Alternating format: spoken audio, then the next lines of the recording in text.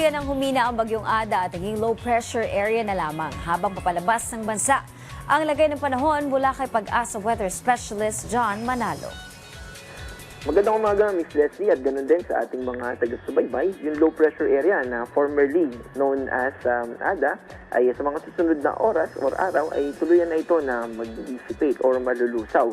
Ang nakakaapekto sa kasalukuyan sa ating bansa ay yung hanging amihan o northeast monsoon na nagdadala ng malamig na temperatura sa malaking bahagi ng ating bansa, pero may dala rin ito ng mga kaulapan na posibleng magdulot ng mga light rains o mga pag-ambon dito sa Cordillera Administrative Region, Cagayan Valley Region, Caraga Region at mga probinsya ng Aurora, Quezon, Marinduque, Oriental Mindoro, Camarines Norte, Camarines Sur, Northern Samar at Eastern Samar.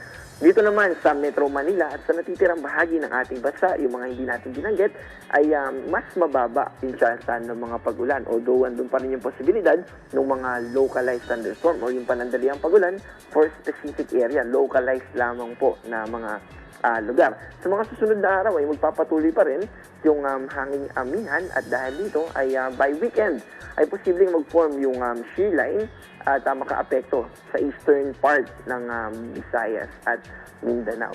At wala naman tayong babala sa kasalukuyan patungkol sa malalakas na mga pagulan, pero nakataas yung ating gale warning lalo na sa buong eastern seaboards ng ating bansa. Kaya yung mga kababayan natin na mga isla o mga seafarers ay lalo na kung maliit yung sakyang pandagat natin na gagamitin, ay mag-ingat po tayo at iwasan muna kung posible na iwasan muna natin na pumalaw dahil posibleng umabot ng hanggang 4.5 meters sa taas ng alon yung pwede nating encounter. At yan po yung ating paalala at update mula sa DOST Pag-asa. Maraming salamat, Weather Specialist John Manalo.